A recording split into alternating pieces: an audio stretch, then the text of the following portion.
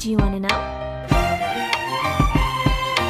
Well, I've been thinking about you, and I think I have. Hai, Assalamualaikum warahmatullahi wabarakatuh. Kembali lagi dengan Ustazah Novi pada Pembelajaran Bahasa Indonesia. Apa kabar kalian semua? Semoga kalian selalu sehat dan selalu bahagia. Buat yang sudah kembali ke pondok, semoga semangatnya tambah kembali banyak lagi. Dan yang masih di rumah, semoga kalian segera kembali ke pondok. Oke, hari ini kita akan belajar tentang materi teks prosedur. Apa sih teks prosedur itu? Lalu apa saja jenisnya dan seperti apa ciri-cirinya, kita akan bahas pada slide selanjutnya ya. Oke.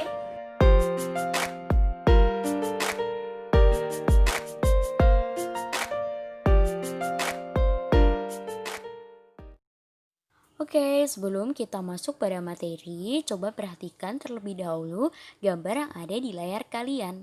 Gambar tersebut merupakan salah satu atau step-step langkah dalam membuat benar, mie instan. Ada 2 step pilihan ya yang dapat kalian lakukan dalam membuat mie instan. Selanjutnya, kita pindah ke gambar yang lainnya. Nah, gambar ini merupakan apa? Langkah-langkah mencuci tangan yang benar. Ada 7 langkah, step-step untuk mencuci tangan dengan baik dan benar. Coba kalian perhatikan baik-baik ya. Langkah 1 hingga ke 7. Nah, di gambar berikutnya ada langkah-langkah untuk membuat apa? Teh celup. Ya, betul sekali. Ini adalah langkah-langkah membuat teh celup dari langkah pertama hingga langkah ke-6. Kira-kira ketika kalian ingin membuat teh celup ini, apa yang kalian butuhkan? Ya, alat, bahan, ya, yang diperlukan dalam pembuatan teh celup ini. Nah, dari ketiga gambar yang sudah kalian amati di awal tadi, dapat kalian mengerti apa itu teks prosedur. Kira-kira ada yang sudah bisa membuat definisi dari teks prosedur atau belum? Nah, teks prosedur itu sangat erat dan dekat dengan kehidupan kita. Misalnya, ketika kalian ingin membuat suatu masakan, kalian membuka buku-buku masakan ataupun membuka channel YouTube seseorang yang tujuannya untuk melihat langkah ataupun step dalam membuat masakan tersebut. Nah, jika langkah-langkah tersebut dituangkan dalam sebuah teks, maka hal itu erat dengan teks prosedur, disebut dengan teks prosedur. Sehingga dapat kita definisikan bahwa teks prosedur adalah teks faktual, artinya terbaru, yang didesain untuk mendeskripsikan bagaimana sesuatu diselesaikan melalui urutan, tindakan, ataupun tahap.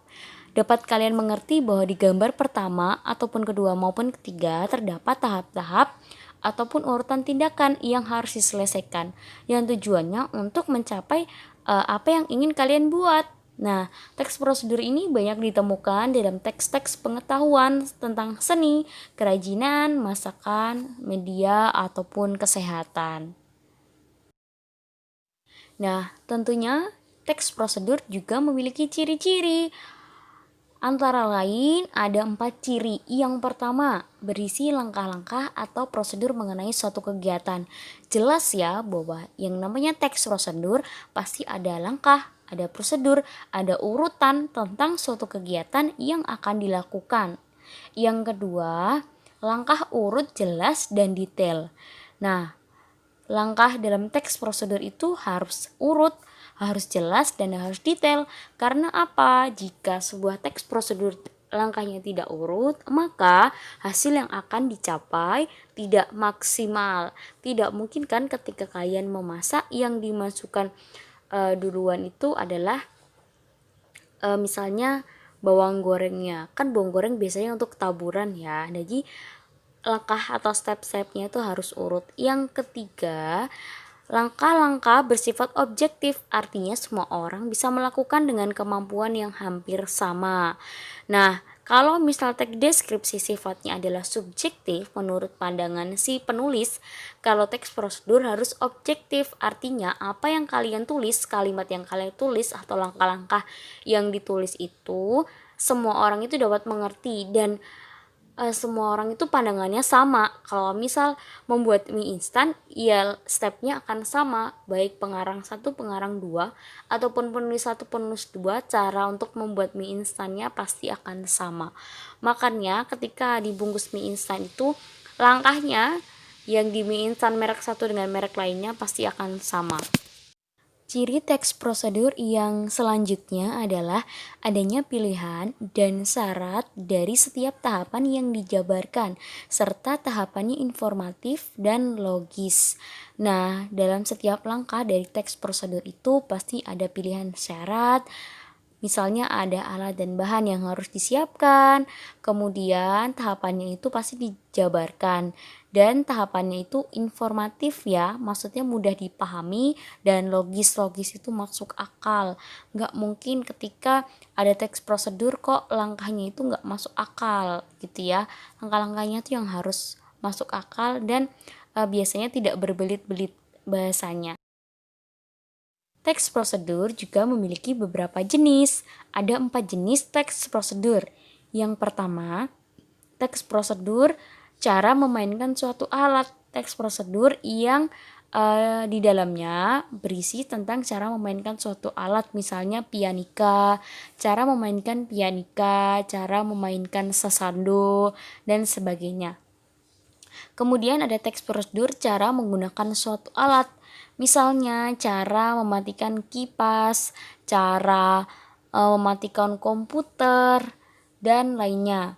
Yang ketiga, teks prosedur cara membuat sesuatu. Nah, ini pasti sangat familiar dan sering banget kalian temukan, yaitu misalnya cara membuat nasi goreng, cara membuat omelet, cara membuat es doger, dan sebagainya. Ada juga teks prosedur cara melakukan sesuatu, misalnya cara menari kecak, kemudian ataupun cara menari jaipong, dan sebagainya. Nah, nanti kita akan lihat contoh-contohnya. Kemudian tujuan dari teks prosedur itu ada 3. Yang pertama, teks prosedur untuk memandu atau cara menggunakan atau memainkan suatu alat. Yang kedua, teks prosedur untuk memandu cara membuat sesuatu, ada bahan, ada cara, ada langkah. Yang ketiga, teks prosedur untuk memandu cara melakukan sebuah kegiatan, ya tadi misalnya menari, senam, dan lain sebagainya. Oke, saatnya kita latihan tugas berdasarkan materi-materi yang sudah kita bahas sebelumnya. Nah, sudah saya bagikan 3 teks prosedur yang dapat kalian baca.